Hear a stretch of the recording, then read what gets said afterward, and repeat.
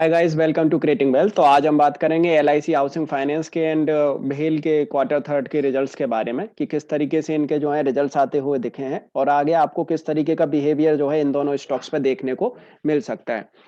तो LIC housing की अगर बात करें तो यहाँ पे जैसे कि रियल एस्टेट सेक्टर में एक अच्छा खासा जो है एक फोकस जो है देखने को मिल रहा है। धीरे-धीरे जो है गतिविधियाँ जो है रियल एस्टेट सेक्टर के अंदर जो है बढ़ती हुई दिख रही हैं। तो कहीं न कहीं ये हाउसिंग फाइनेंस वाली जो कंपनियाँ हैं वो भी इसका जो है फ़ायदा उठाती हुई दिखेंगी। इनकम की अगर बात करेंगे तो ईयर ऑन ईयर बेसिस पे and quarter on quarter basis पे जो है इनकम तो जो है इंक्रीज़ होती हुई दिखी है इस बार। तो ये तो कहीं न कहीं एक गुड साइन जो है देखने को मिल रहा है। एंड 9 मंथ और 9 मंथ बेसिस पे तो इनकम हालाँकि अभी भी जो है कम देखने को मिल रही है, कंपेयर अगर करते हैं तो। अब बात करें प्रॉफ़िट की, तो प्रॉफ़िट तो इनका जो है एक ज़बरदस्त जो है प्रॉफ़िट बढ़ता हुआ दिखा है न और ईयर टू ईयर भी एंड क्वार्टर टू क्वार्टर भी। तो क्वार्टर टू क्वार्टर तो मतलब एक तरीके से आप देखेंगे तो मल्टीफ़ोल्ड जो है प्रॉफ़िट बढ़ता हुआ दिखा है। 9 मंथ और 9 मंथ बेसिस पे अभी भी देखेंगे तो प्रॉफ़िट जस्ट हाफ़ ही है।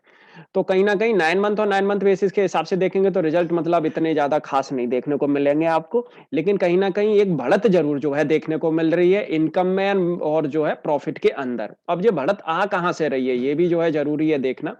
तो ये आ रही है इम्पेयरमेंट ऑन फाइनेंशियल इंस्ट्रूमेंट से। आप देखेंगे तो ये कहीं न कहीं जो है कम होते हुए दिखे हैं। तो देख सकते हैं आप ये। तो पहले का जो आंकड़ा था वो करीब-करीब 625 करोड़ का था, वो कहीं न कहीं 355 करोड़ के आसपास का जो है आता हुआ दिखा है। तो यहाँ से जो है ये इनकम जो है इनकी, जो प्रॉफ़िट जो है यहाँ से जो है बढ़ता हुआ दिखा है, ख़ासकर यहाँ से ही। तो देखेंगे तो करीब-करीब 300 करोड़ के आसपास ये एरिया से ही जो है प्रॉफ़िट बढ़ता हुआ दिखा है। तो एक गुड साइन है और एलआईसी का आगे जो है एक आईपीओ भी आने वाला है एलआईसी का, तो कहीं न कहीं ये जो है कंपनी भी एक बेटर परफ़ॉर्म करती हुई दिखेगी आने वाले टाइम में और ये स्टॉक भी बेटर परफ़ॉर्म करता हुआ दिख सकता है। अब यहाँ पे अगर बात करेंगे तो स्टॉक हालाँकि बहुत अच्छा खासा करेक्शन तो ऊपर से इसने दिखाया ही है, 2017 के बाद से तो स्टॉक फिर वहाँ तक ऊपर पहुँचता हुआ अभी तक नहीं दिखा है। और यहाँ पे भी अगर बात करेंगे तो 2021 के अंदर इसका लो था दो ₹362 का और फिर उसके नीचे जो है स्टॉक निकलता हुआ दिखा है। अब कहीं न कहीं ये स्टॉक जो है यहाँ पे सँभलता हुआ दिखना चाहिए मेरे हिसाब से तो।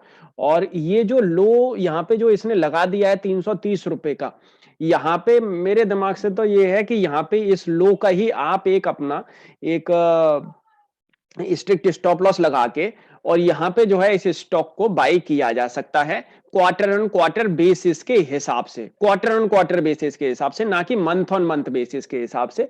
धीरे-धीरे करके जैसे-जैसे रियल एस्टेट सेक्टर जो है गति पकड़ेगा, कहीं न कहीं ये स्टॉक में भी जो है आपको गति देखने को मिलेगी क्योंकि बहुत कंसोलिडेशन हो चुका है, बहुत डाउनफॉल जो है देख लिया है इस स्टॉक ने। अब यहाँ से कहीं न कहीं इसमें जो है बढ़त देखने को मिलनी चाहिए। तो बहुत ही छोटा-सा स्टॉप लॉस है, रिस्क बहुत ही कम है, रिवॉर्ड एक अच्छा खासा इस स्टॉक के अंदर जो है मिल सकता है। आप प्रीवियस अगर ट्रैक रिकॉर्ड देखोगे काफ़ी अच्छा खासा जो है इसका ट्रैक रिकॉर्ड रहा भी है। तो बात करें भेल की, तो फ्रेंड्स अगर आपको ये वीडियो अच्छे लगे तो आप लाइक ज़रूर करिएगा। अगर आपने हमारे चैनल को अभी तक सब्सक्राइब नहीं किया है तो हमारे चैनल को आप सब्सक्राइब ज़रूर कर लें। एंड बात करें भेल की, तो भेल का भी अगर इनकम अगर देखेंगे तो बढ़ती हुई दिखी है। ईयर ऑन ईयर बेसिस पे, क्वार्टर ऑन क्वार्टर बेसिस पे इनकम जो है बढ़ती हुई दिखी है। 9 मंथ और 9 मंथ बेसिस पे भी जो है इनकम इनकी जो है बढ़ती हुई दिखी है। प्रॉफिटेबिलिटी की अगर बात करें तो कंपनी लॉस से जो है प्रॉफिट में लौटती हुई नज़र आ रही है। हालाँकि प्रॉफिट कोई ज़्यादा खास प्रॉफिट नहीं है अभी।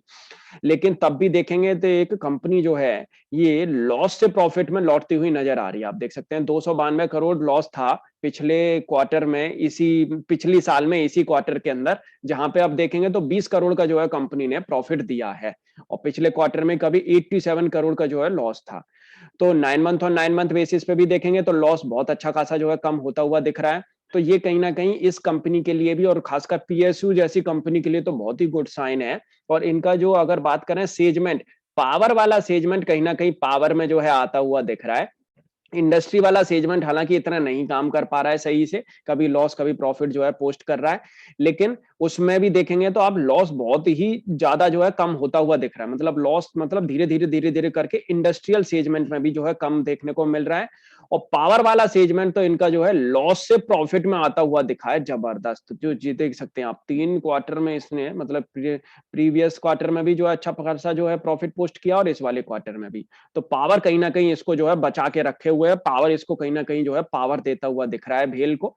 और अगर बात करें स्टॉक की, तो आप देखेंगे 2021 के अंदर इसका जो लो था वो था करीब 35 और 2021 में इसने हाई लगाया है 80 का, 50% के रेजिस्टेंस के ऊपर ही जो है स्टॉक अभी इस समय पे ट्रेड कर रहा है। ये यहाँ पे भी देखेंगे एक अनडिसाइडेड कैंडल बनती हुई दिखी है। एक और यहाँ पे भी देखेंगे तो ये कैंडल जो ग्रीन रेड कैंडल जो बनती हुई दिख रही है इस महीने की, कहीं न कहीं ये गुड साइन मुझे लग रहा है। आगे यहीं से जो है स्टॉक भागता हुआ नज़र आएगा अपसाइड की तरफ और नीचे इसका स्टॉप लॉस जो बनना चाहिए वो बनेगा यहाँ पे ₹56 का। ₹56 के स्टॉप लॉस के साथ में स्टॉक को जो है पकड़ा जा सकता है। धीरे-धीरे करके अगर ये वाक़ई में अच्छा परफ़ॉर्म करती हुई दिखी और धीरे-धीरे करके अगर ये प्रॉफ़िट जो अगर बढ़ता हुआ दिखा कहीं न कहीं, तो ये स्टॉक जो है आगे धमाका भी मचाता हुआ दिख सकता है। अपना भी एनालिसिस एक बार हालाँकि ज़रूर कर लें, उसके बाद ही स्टॉक को बाय, सेल या होल्ड करें।